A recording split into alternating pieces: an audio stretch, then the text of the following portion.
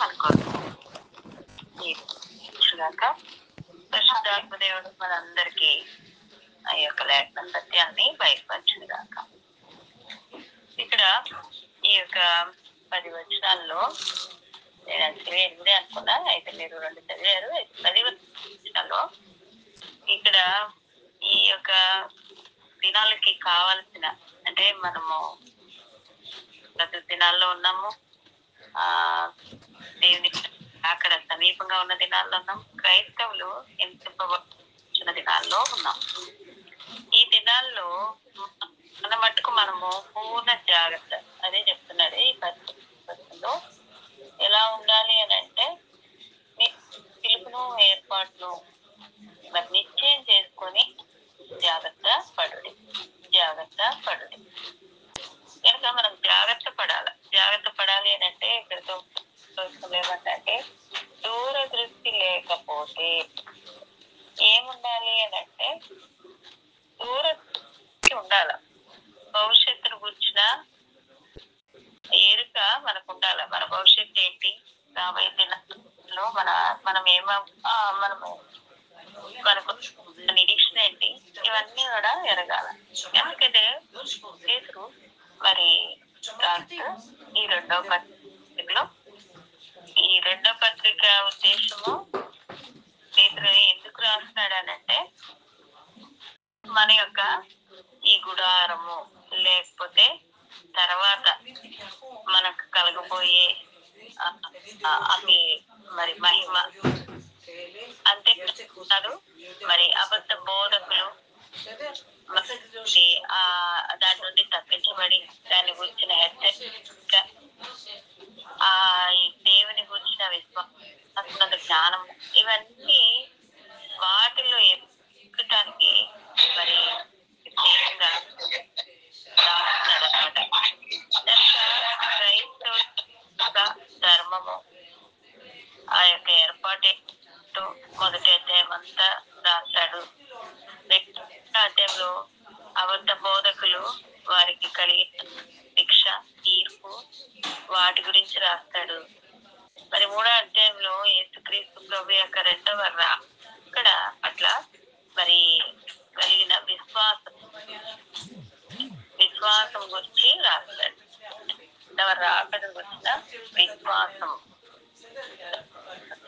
కనుక ఇవన్నీ కూడా ఈ యొక్క పేతురు పత్రికలో మనకి రాయబడతాయి. కనుక మరి ఈ మొదటి వచనం ఏమంటున్నాడంటే, పేతురు రాస్తూ మొదటి వచనంలో యేసుక్రీస్తు దాసుడను అపోస్తలుడైన సీమోను పేతురు, యేసుక్రీస్తు దాసుడు అని చెప్తున్నాడు. అంటే యేసు ప్రభువును తన రక్షకుడుగా కలిగి ఉన్నాడు అని గమనించాలి. యేసు ప్రభువును తన రక్షకుడు, అందుకనే మా వలె రక్షకుడైన యేసు యొక్క నీతిని బట్టి మా వల్లనే అమూల్యమైన విశ్వాసం పొందిన వారికి శుభమని చెప్పి ఎవరికి రాస్తున్నాడంటే విశ్వాసులకు రాస్తున్నాడు. ఎలాంటి విశ్వాసం? మళ్ళీ ఇందులో కూడా అమూల్యమైన విశ్వాసం పొందిన వారికి రాస్తున్నాడు. కనుక మరి అమూల్యమైన విశ్వాసం అంటే ఎంత మరి నిజంగా నమ్మకం పెట్టడం,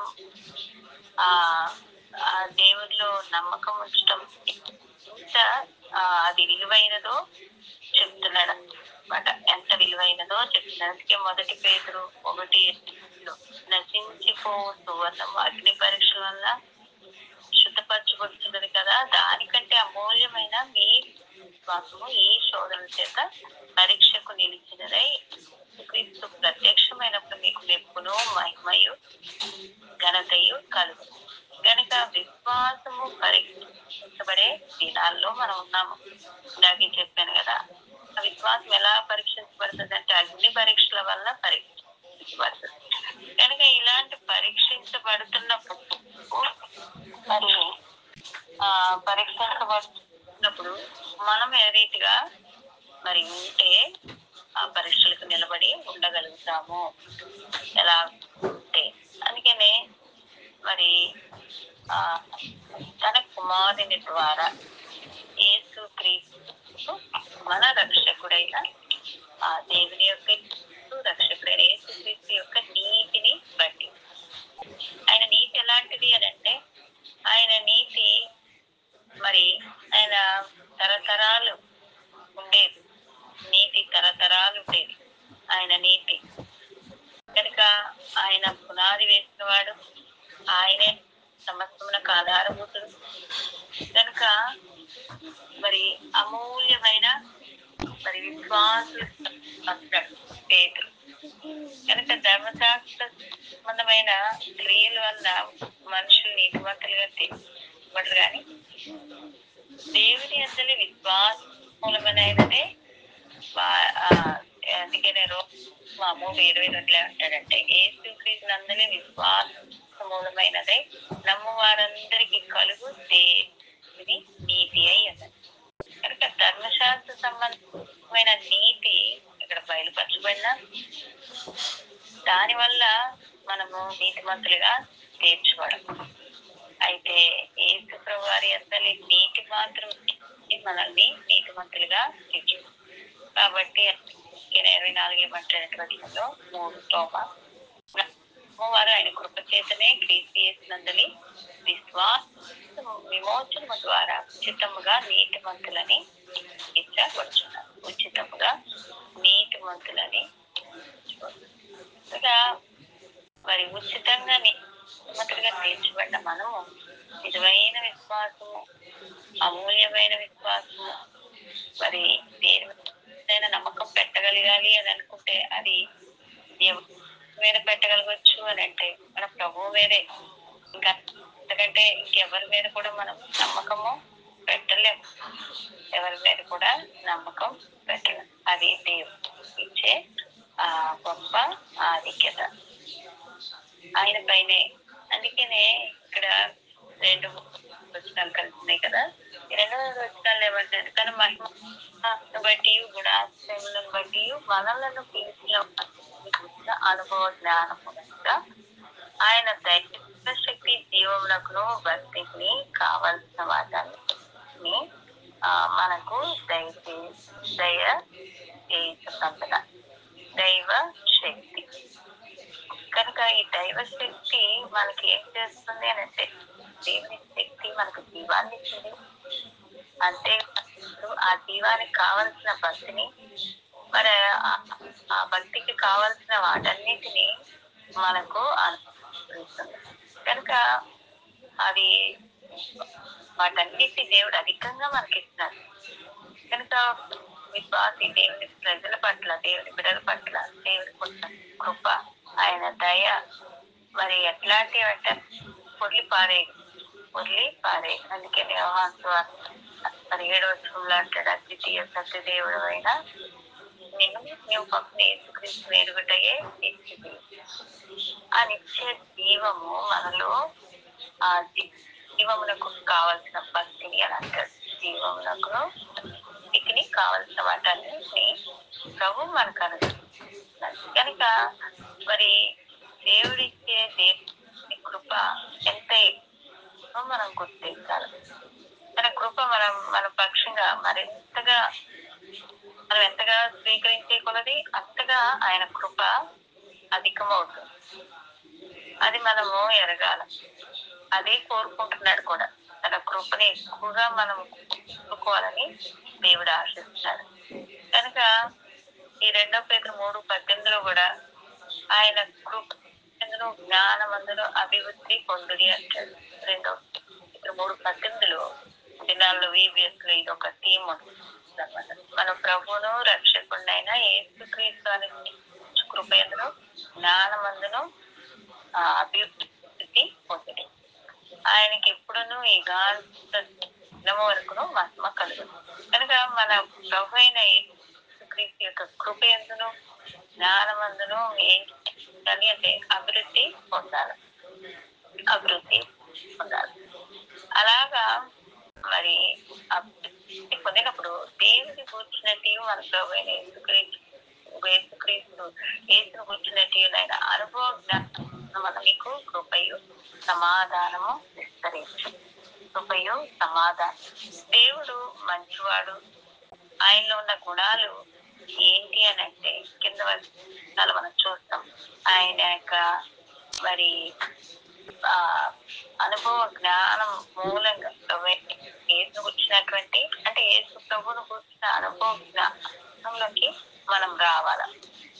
కనుక ఆయన యొక్క మహిమను కనుగొంటివి అని అంటాడు యోహాను సువార్త 14. ఆ వాక్యమే శరీరధారి కృపా సత్య మన మధ్య నివసించను. తండ్రి వలన కలిగిన ద్వితీయ కుమారుని మహిమవలె మనం ఆయన మహిమను కనుగొంటివి అంటే ఆయన మహిమను కనుగొంటివి. కనుక అది ఎరగాల మనం. అందుకని యేసు ప్రభు వారు కూడా 17వ అధ్యాయంలో తండ్రి లోకం పుట్టక నీ వద్ద నాకు ఏమైనా ఆ మహిమతో నన్ను ఇప్పుడు మహిమపరచు అని అంటాడు. కనుక యేసు ప్రభు మనము ఏ రీతిగా ఆయన యొక్క కృపను మనము కోరుకోవాలో అంతగా ఆయన పెరుగుతూ ఉండాలి. అనుభవ జ్ఞానం ఈ అనుభవ జ్ఞానంలో అందుకనే యొక్క కృప ఎందును జ్ఞానం అందును అభివృద్ధి చేస్తారు.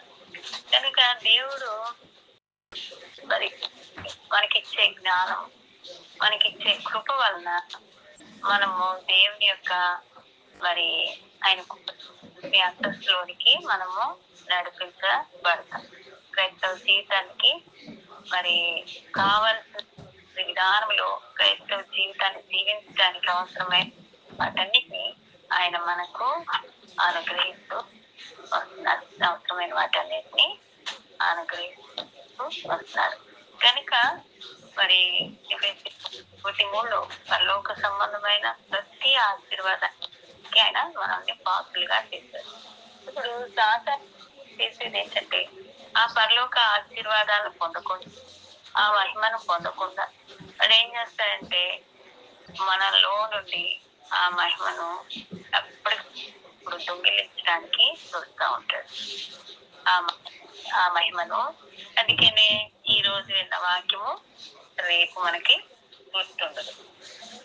ఎందుకంటే శత్రువు ఏం చేస్తాడు అది మత్తయి సువార్త 13లో చెప్పబడినట్లు 13-19 మరి శత్రువు వచ్చి ఎత్తబడిన ఆ వాక్యాన్ని వాడు దొంగిలిస్తారని నేను నడిచినాను. ఒక బ్రదర్ మాకు కూడా ఇప్పుడు చెప్తా వచ్చే నిజమే.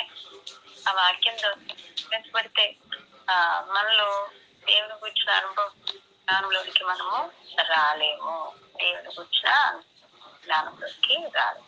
అందుకనే ఇప్పుడు ఏమంటున్నారంటే 4వ వచనంలో ఆయన యొక్క మహిమ ఆతిశయములను బట్టి ఆయన మనకు అమూల్యములను అత్యధికములనైన వాగ్దానాలు అనుగ్రహించారు.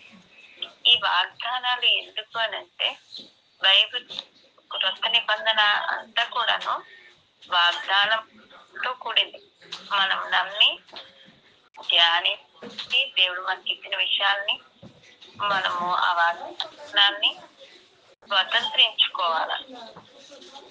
స్వతంత్రించుకుంటే కలిగే ఆశీర్వాదం ఏంటంటే మనలో ఉన్న దురాశ పోతుంది. మనలో ఉన్న దురాశ పోవటమే కాదు, ఆ దురాశ వల్ల ఈ యొక్క లోకంలో ఉన్నటువంటి భ్రష్టత్వం అంతా అంటుకుంటా ఉంటది. ఎంత భ్రష్టత్వం అంటే అది 6వ అధ్యాయంలోనే మరి దేవుడు భూలోకం దేవుని చెడిపోయి ఉంటుంది. భూలోకం బలాత్కారంతో నిండి ఉంది. భూలోకం చూసినప్పుడు అది చెడిపోయి ఉంది. సమస్త శరీరులు తమ మార్గమును చెరిపి ఉన్నారని 6:11-12 అది కాదు. కనుక అలాంటి ఈ భ్రష్టత్వము నాకు అంటకుండా దేవుడిచ్చే వాగ్దానాలు మనము ఏం చేయాలంటే నమ్మి వాటిని తెచ్చుకోవాలి. అందుకనే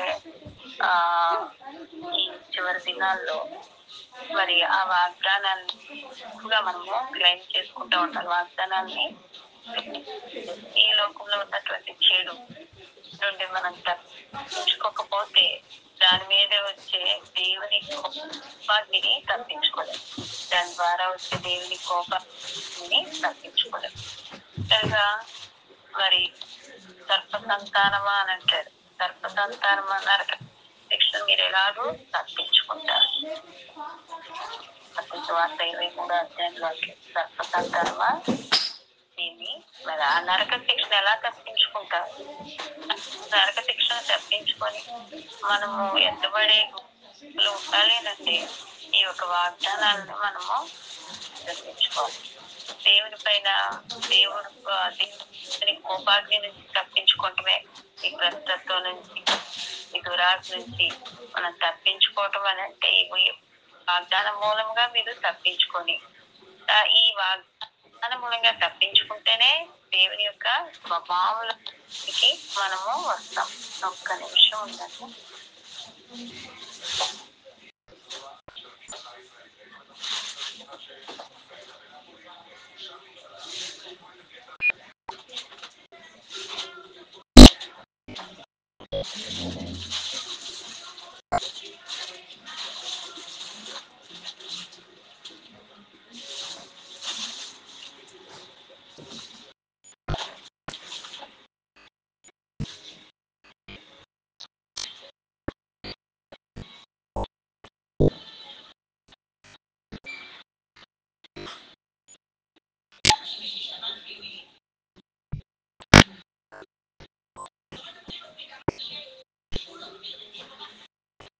వినిపిస్తుందమ్మా?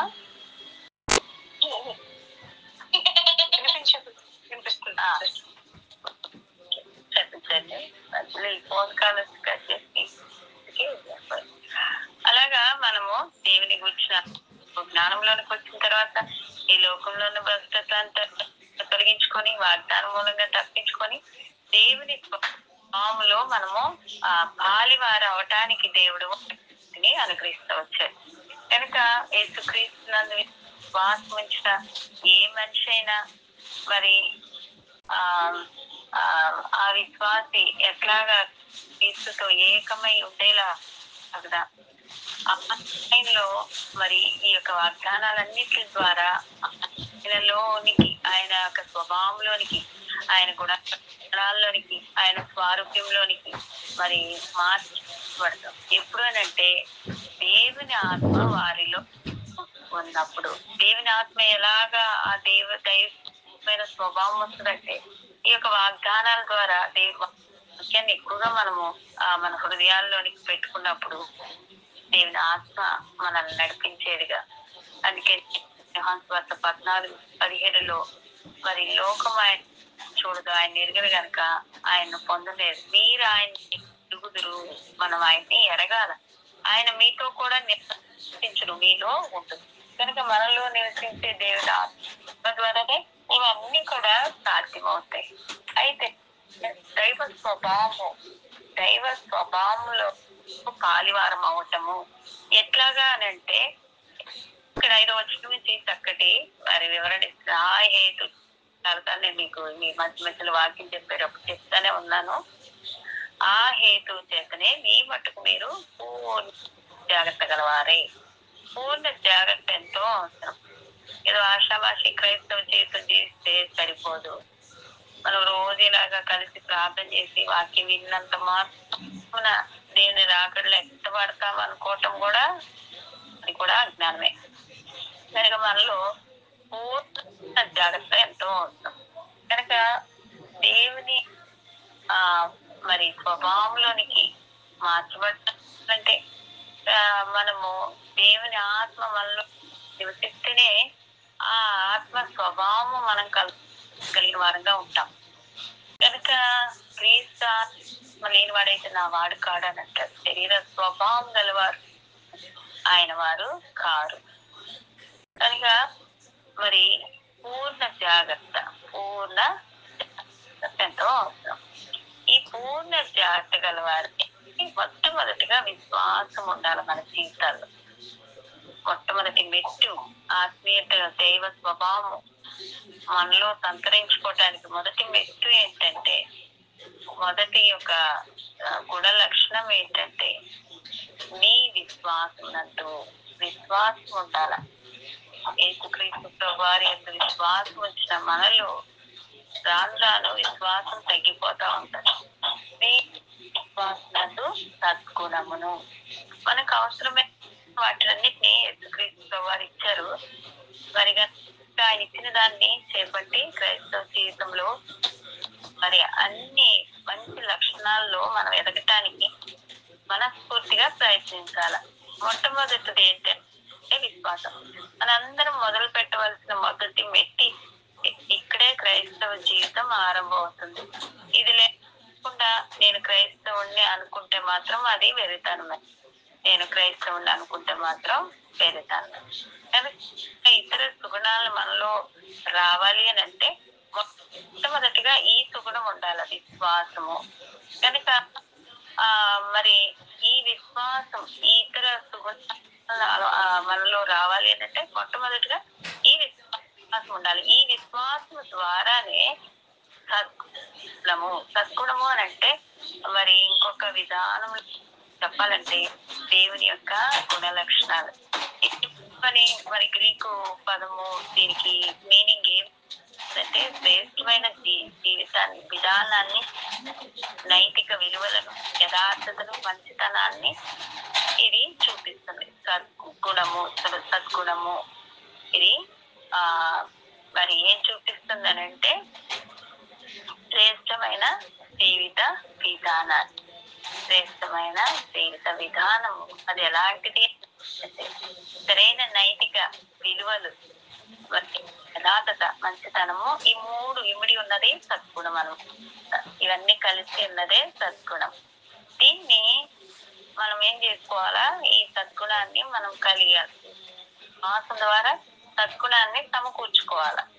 అంటే ఒక సుగుణం మనకు కలిగే వరకు మరొక దాని గురించి ప్రయత్నించవద్దని కాదు, కానీ అది మన జీవితంలో ఎదుగుతున్న కొలది ఈ యొక్క లక్షణాలన్నీ ఒకేసారి మరి ఒకదాని తర్వాత అలవర్చుకుంటా రావాలా. వాటిని సమకూర్చుకోవడం ఎలా అని అంటే కేవలం నమ్మకం మూలంగా. ఇప్పుడు ఎలా వస్తాయండి? నాకు విశ్వాసం ఉంచాను, సరే ఈ సద్గుణం ఎలా వస్తుంది అని అంటే దేవుని వాగ్దానం మూలంగా విశ్వాసంతో దేవునిపై నమ్మకం ఉంచడం ద్వారానే అన్ని మనకు వీటిని మనం చేపట్టవచ్చు. మనల్ని మనం పరీక్షించుకుంటూ ప్రార్థన చేస్తూ అలాగే దేవుని వాక్యాన్ని ధ్యానిస్తూ ఉండటం ద్వారా కూడా ఈ యొక్క సద్గుణాన్ని మనము అలవర్చుకోవచ్చు. కనుక ఆచరణలో పెట్టడం మొదలు అభ్యాసం చేయాలి. ఆచరణలో పెట్టడం మరి పెడుతూ మరి క్రైస్తవ జీవితాన్ని కొనసాగిస్తూ ఉంటే ఈ స్వభావాలు మనలో ఈ ఒక్కొక్క స్వభావాన్ని ధరించుకుంటూ వెళ్తాం మనం. తర్వాత ఈ సద్గుణం నందు ఏం చేయమంటున్నాడంటే జ్ఞానము అని అంటున్నాడు.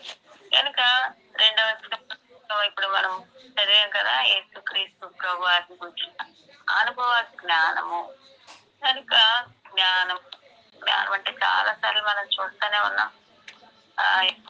భయభక్తులు కలిగినట్టే జ్ఞానం అని, చెడుతనమును విసర్జించే జ్ఞానం అని, ఇలాగా ఎన్నో విషయాలు గుణమందును జ్ఞానము.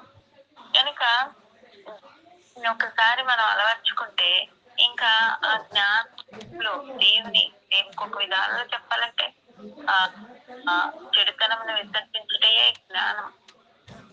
చెడుతనమును విసర్జించుటే. కనుక దేవుని వాక్యము విని గైకొని వారు మరి గదిలో అంటారు. ఎప్పుడైతే దేవుని వాక్యమును కూర్చున్న జ్ఞానం వస్తుందో యేసుక్రీస్తు ప్రభువాని కూర్చున్న జ్ఞానం కూడా వస్తుంది. ఫిలిప్పీ 3:10 అంటాడు, ఏ విధము చేతనైనా మృతుల్లో నుండి నాకు పునరుద్ధానం కలగవలెనని ఆయన మరణ విషయంలో సమాన అనుభవం గలవాడనై ఆయనను పునరుద్ధాన బలమును ఎరుగు నిమిత్తము సమస్తం నేను పెద్దగా చేసుకున్నాను అంటాడు. ఆయన ఎరుగు నిమిత్తము ఎరగాల. కనుక ఆయన్ని ఎరిగే కొలది ఎరగాలి అంటే ఏం చేయాలంటే మరి ఎఫ్ఎస్సి 4 అధ్యాయం అంటాడు, ఈ మునుపటి ప్రవర్తన విషయంలో అయితే ఈ మోసకరము దురాశలు వాళ్ళకి వెళ్ళిపోయారు. అయితే ఇప్పుడు మీ చిత్త వృత్తి వల్ల నూతన పరచబడిన వారే, నీతియు యథార్థమైన భక్తి గలవారే, దేవుని పోలికగా సృష్టింపబడిన నవీన స్వభావంలో నవీన స్వభావం కనుక ఈ నవీన స్వభావాన్ని మనం ధరించుకోవాలి. జ్ఞానం నందు ఇప్పుడు ఏం రావాలంటే ఆశని, ఎప్పుడైతే జ్ఞానం ఉంటుందో, అంటే జ్ఞానం అంటే ఒక విధానంలో దేవుని వాక్యమును వచ్చిన అనుభవ జ్ఞానం ఎప్పుడైతే వస్తుందో, వాక్యం మనలో ఉన్నప్పుడు ఆశ నిగ్రహం అంటే నిగ్రహించుకునేది. అంటే పాపం ప్రేరేపించబడుతున్నా నిగ్రహ శక్తి లేకపోతే అమలు పడిపోతాం. ఏసేపు మరి ఆ పోటీ వారి ద్వారా శోధింపబడ్డప్పుడు ఏసేపులో ఏముంది అని ఆశా నిగ్రహం ఉంది, నిగ్రహించుకున్నాడు. ఆశా నిగ్రహం కనుక జ్ఞానం, దేవుని వాక్యం ఉంటేనే ఆశా నిగ్రహం ఉంటది. దేవుని ఆత్మ ఫలాల్లో కూడా ఇదొక గుణం, ఆత్మ ఫలంలో ఇదొక క్యారెక్టర్. కనుక ప్రేమ, సంతోషము, సమాధానం ఇవన్నీ చెప్తూ ఇది కూడా ఆశా నిగ్రహము కదా. 5:23 ఇట్టి వాటికి విరోధమైన నేను వేడి లేదనంటే ఆశా నిగ్రహం. కనుక ఇది ఎలా వస్తుంది అంటే దేవుని ఆత్మకు లోబడటం ద్వారా, ఆత్మతో నడిపించబడటం ద్వారా మన ఆలోచనలు, కోరికలు, చర్యలు అవన్నీ కూడా మనం అదుపులో పెట్టుకోవటం ద్వారా ఈ యొక్క ఆత్మ ఇచ్చే ఆ శక్తి ద్వారానే మనము ఆశా నిగ్రహం కలిగి ఉంటాం. కనుక ఎప్పుడైతే ఆశా నిగ్రహం ఉంటుందో మనలో సహనం వస్తుంది. ఆశా నిగ్రహం ఉంటుందో సహనం వస్తుంది. సహనం ఏం చేస్తుంది? అన్ని కష్టాలను ఓపికతో సహించడానికి మనకి దోహదపడుతుంది. విశ్వాసంలో సాగిపోతున్నప్పుడు, విశ్వాసం అగ్ని పరీక్షల వల్ల పరీక్షించబడుతున్నప్పుడు మనకు అవసరమయ్యేది ఏంటి అని అంటే సహనం. కనుక ఇది స్వభావ సిద్ధంగా మనలో ఉండేది కదా. మనకు ఊరుకూరినే కోపాలు వచ్చేస్తుంది. కనుక ఇది మనకి స్వభావంగా ఉన్నది కాదది. మనం చాలా కోపయిస్తున్నాము, ఊరికూరికనే సహనం అసలు కోల్పోతా ఉంటాం. కనుక దాన్ని మరి ఆ సహనాన్ని కూడా సమకూర్చుకోవాలి. అది సహనాన్ని సమకూర్చుకోవటం మనము నేర్చుకోవాలి, అభ్యాసం చేయాలి. అందుకనే యాకోబు పత్రికలు అంటాడు, నా సహోదరులారా ఒకటి మీ విశ్వాసము కలిగి పరీక్ష ఓర్పుని ఎరిగి మీరు నానా విధములైన శోధనలో పడి మహా ఆనందమని ఎంచుకున్నది. కనుక అలాగా మన క్రియలను కొనసాగించడి అని అంటాడు. నానా విధమైన శోధనలో పడ్డాం. కనుక ఇలాంటి శోధనలో పడినప్పుడు ఏమి కోల్పోతామంటే మొట్టమొదటిగా సహనాన్ని కోల్పోతాం. అందుకనే ఏంటి అక్కడ గురించి కూడా కొందరు అనుకుంటారంట, ఏంటి ఆయన వస్తాడు అని, ఇంకా రాలేదేంటని సహన కోల్పోతా ఉంటారు. శత్రువు కూడా ఆయన రాకను కూర్చిన ఇరుకు లేకుండా చేస్తారంట. దినాన్ని అప్పుడు చెప్తున్నారు, వాటిలో కలిగే దేవుని రెండో రాకను మర్చిపోయేటట్టు చేస్తారంట శత్రువు. కనుక సహనము, కనిపెట్టుకోవటము, ఆశా నిగ్రహం ఇవన్నీ ఒకదానికొకటి రావాలి. ఎప్పుడైతే ఈ సహనం వస్తుందో, సహనం అందు ఏమొస్తుందంటే భక్తి వస్తుందంట. సహనమునందు భక్తి. అందుకనే రోమ 12:10 ఏమంటాడంటే సహోదర ప్రేమ విషయంలో ఒకడు అనురాగం గలవారై ఘనత విషయంలో ఒకరినొకడు గొప్పగా కొనడు.